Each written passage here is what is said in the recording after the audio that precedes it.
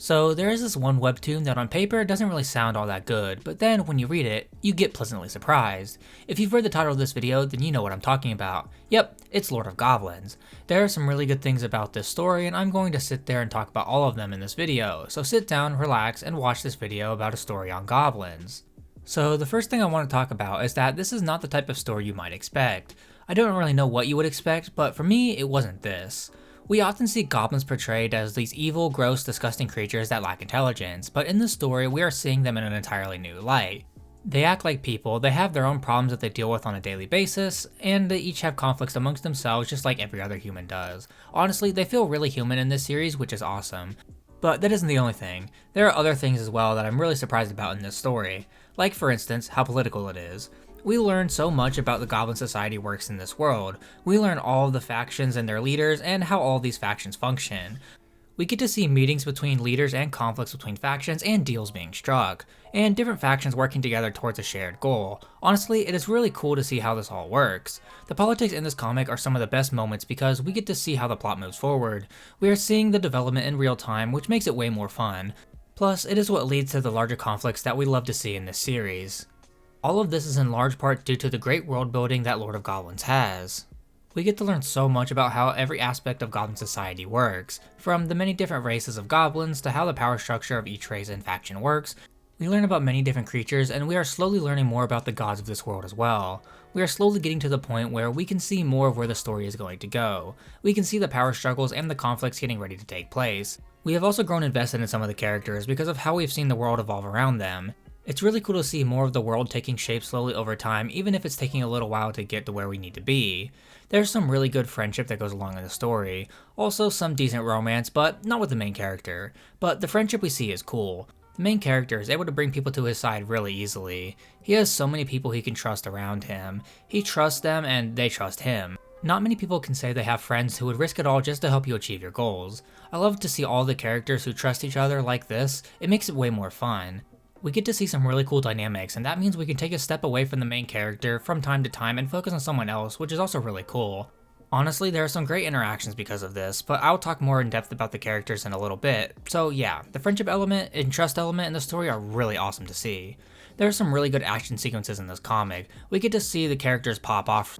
Some are cold and calculating in a fight, others are brute force no-brains fighters. It is really cool to see how each character handles a fight. We are seeing some really cool weapons and the development of weapons for battle as well. The fighting really is the highlight of this webtoon, mostly because they do a really good job at group battles.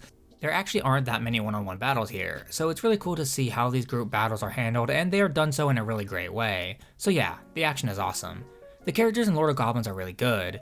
There are so many amazing characters in this story. Don't ask me to name them because I don't know all of their names except for the main characters. But that isn't because they are bad characters, but because their names are super goblin-like, and obviously that means I can't really remember any of them. But hey, at least I remember the main character's name. Speaking of, Lev is a really cool character. So what I haven't mentioned in this video so far is that this story is about a man who takes over the body of a low-ranking goblin and is becoming one of the most powerful goblins in the world. And that is thanks to the fact that Lev in his previous life was a military genius. Now, don't get it twisted, this isn't just an isekai concept. The original person is still in the body as well, and Lev talks to him from time to time. We actually see a lot of really cool moments with them. Lev's younger sister is someone who we haven't seen in quite a while, but she is also the one who gave us a head start on this journey we are on. She encouraged Lev to give it a go, and he has never let off the gas since she gave him that pep talk, and now he is one of the most powerful goblins around. Volker is Lev's right-hand man. He doesn't seem like the strongest, most capable person at first glance, but once you really get to know him, you completely understand why Lev chose him to be the number 2 guy.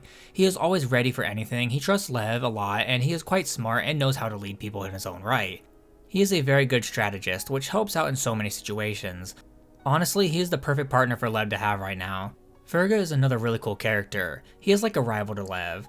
They both have pretty similar goals with different ways of achieving those goals. Both of them have very powerful factions under them, especially for them being Greyborns, the weakest of the goblin races.